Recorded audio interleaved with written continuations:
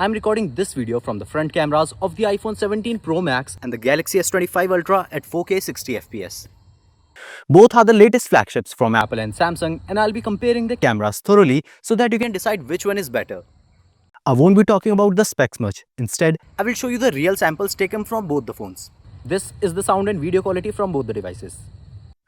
The iPhone 17 Pro Max has a square center stage camera this year, which lets me capture landscape selfie videos without rotating my phone. And it's a pretty useful feature and a cool feature if you ask me. Both these flagships can also shoot portrait or cinematic videos from their front camera at 4K 30 FPS.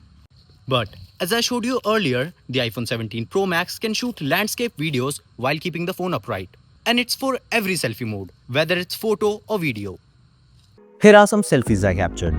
Both selfies look good at first glance, but when I zoom in, the 17 Pro Max's selfie is full of grains, whereas the S25 Ultra has very few grains in comparison and has also captured more natural colors. Same goes for this one. I captured these images in the default HEIC format. When I switched to the RAW format on the 17 Pro Max, the photo size increased and the grains decreased, but I still prefer the S25 Ultra selfie. I also took some portrait selfies and both took good photos. The S25 Ultra has a softer edge detection, due to which it sometimes blurs the subject, whereas the 17 Pro Max has sharper edge detection, and due to that, it can miss some spots. The S25 Ultra applies more intense background blur, and it also has fewer grains as compared to the iPhone. The same can be noticed in this one. Here are some photos I captured from both devices at their default settings, which are 12 megapixel on the S25 Ultra and 24 megapixel on the 17 Pro Max. And the iPhone's image has slightly better dynamic range and better details. This is the 12 megapixel shot from both phones, and you can clearly see that 17 Pro Max captured more details while having fewer grains than the S25 Ultra. But in this one, the S25 Ultra captured more details than the 17 Pro Max.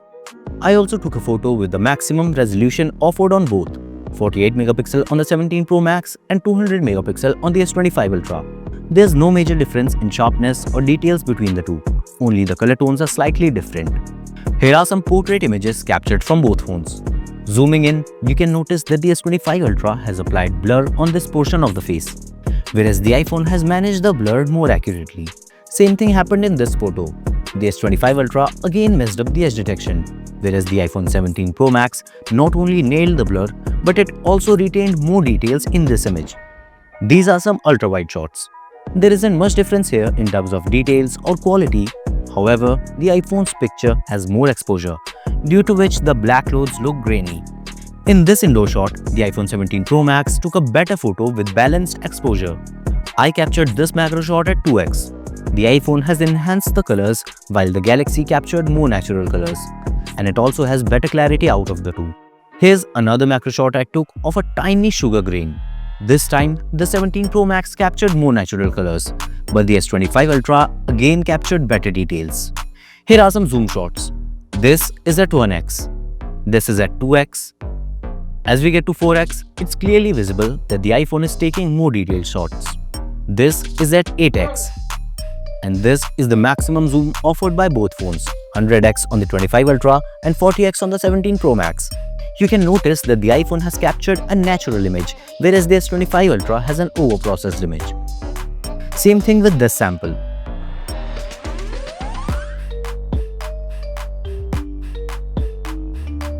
I also captured a maximum zoom image of the sunset, and you can see the result here. I'm recording this video from the rear cameras of both devices at 4K 60 FPS. Check out the stability.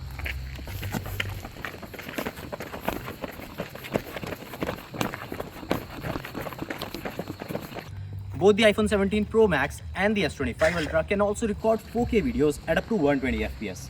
Tell me in the comments which one do you think is doing a better job.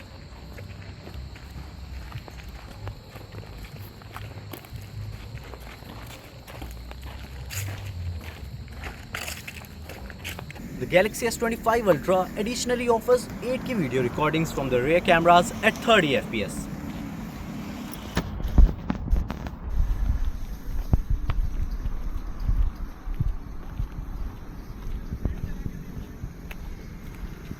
And this is the ultra-wide video sample from both devices at 4K 60 FPS.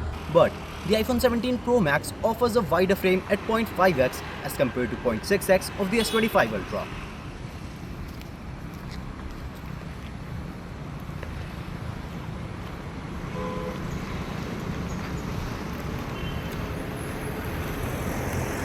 Both the iPhone 17 Pro Max and the S25 Ultra can record 4K videos in log formats, but the iPhone 17 Pro Max can only do so at 4K 30fps. To shoot in ProRes log at 4K 60fps or higher, it needs a connected external storage.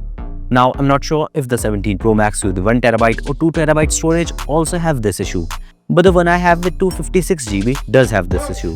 On the other hand, the S25 Ultra does not have any such limitations. It can record log videos at up to 4K 120fps without needing any external storage. With this year's iPhone, Apple has finally offered the dual recording feature, which has been available on Samsung phones for ages. Using it, I'm able to record videos from the selfie and rear cameras simultaneously at up to 4K 30fps on the iPhone 17 Pro Max. Whereas on the S25 Ultra, I can choose the specific lens from which to capture the video. Like, I can select the telephoto and ultrawide. And I can also save both files separately, providing more flexibility in post-edits. The 17 Pro can capture spatial photos and videos, which are basically 3D photos and videos. To view them, you'll need the Apple Vision Pro. However, with iOS 26, Apple has introduced a spatial scenes feature that can turn any 2D image into a 3D spatial photo to be viewed on your iPhone, and the effect looks amazing.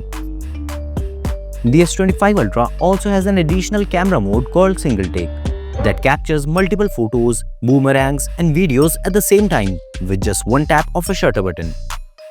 The S25 Ultra can zoom at up to 20x, whereas the iPhone 17 Pro Max can zoom at up to a whopping 24x. Never thought I'd say this, but the iPhone is beating Samsung at its own game. Both phones can record Full HD slow motion videos at 240fps. On iPhones, 1080p video recording is shown as HD, which is actually considered Full HD. Both phones can also record 4K slow motion videos at 120fps, but the S25 Ultra additionally offers the option for ultra-wide in this format. So, those were the daylight samples. Now, let's take a look at some low-light ones. In this low-light selfie without flash and night mode turned on, the iPhone 17 Pro Max captured a brighter and better selfie as compared to the Galaxy S25 Ultra. In this one, the iPhone selfie is brighter, but it messed up the colors, changing the skin tone to red, whereas the S25 Ultra has kept the colors natural with a good level of brightness. With the flash turned on, the S25 Ultra took a better selfie with more details. In this one, the 17 Pro Max overexposed the image and the clarity is also compromised, whereas the S25 Ultra again captured a better looking image with balanced exposure and good details. I also took some portrait selfies without the flash. The 17 Pro Max does not offer night mode in selfie portrait, but the S25 Ultra does, and this is the output. With the flash turned on, the iPhone again overexposed the face, while the S25 Ultra again captured impressive details. This image is taken from the rear cameras with night mode on, and the 17 Pro Max captured a brighter picture with more details. The S25 Ultra kept the colors natural, but the image has fewer details and sharpness. With the flash turned on, the iPhone overexposed the image, while the S25 Ultra balanced the exposure very well and retained natural colors. But after zooming in, it is clearly visible that the 17 Pro Max has more grains, but it also captured more details as compared to the S25 Ultra. When I captured rear portraits without the flash, the S25 Ultra turned the night into day. The photo is very bright with good colors and near perfect edge detection. On the other hand, the 17 Pro Max captured a very weird image, which is full of grains and the background blur is non-existent. But with the flash turned on, both the iPhone and the Galaxy captured a good portrait image. The iPhone again overexposed the image a bit, while the Galaxy balanced the exposure. Zooming in, you can notice that the 17 Pro Max messed up the edge detection near the hand. Both photos have similar details, with iPhone's photo having a bit more grain in comparison.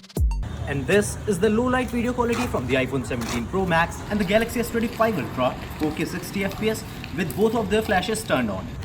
This is the kind of sound and video quality that you'll be getting at night time. Tell me in the comments which one do you like better.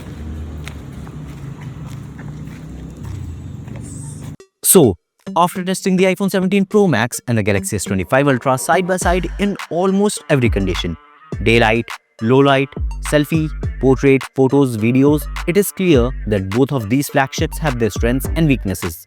The iPhone nails the edge detection in some scenarios, but messes it up in low light. However, it offers amazing features like spatial photo, center stage sensor on the front, and higher video zoom with more clarity. The Galaxy shines with its higher resolution selfies, natural color tones, versatile shooting modes, and fewer limitations when it comes to pro video formats like log. If you prefer sharper edge detection, brighter images, and tighter ecosystem integration, the iPhone 17 Pro Max is the way to go. But if you want more flexibility, better selfie quality, unmatched low-light performance, and advanced video options straight out of the box, the Galaxy S25 Ultra has the upper hand. At the end of the day, both phones deliver one of the best camera experiences, so you cannot go wrong with either one. But for now, I'll personally stick with the Galaxy S25 Ultra. If you enjoyed this video, then give it a thumbs up and subscribe to Gizmorish for more such tests, reviews, and comparisons. Thanks for watching, and I'll see you in the next one.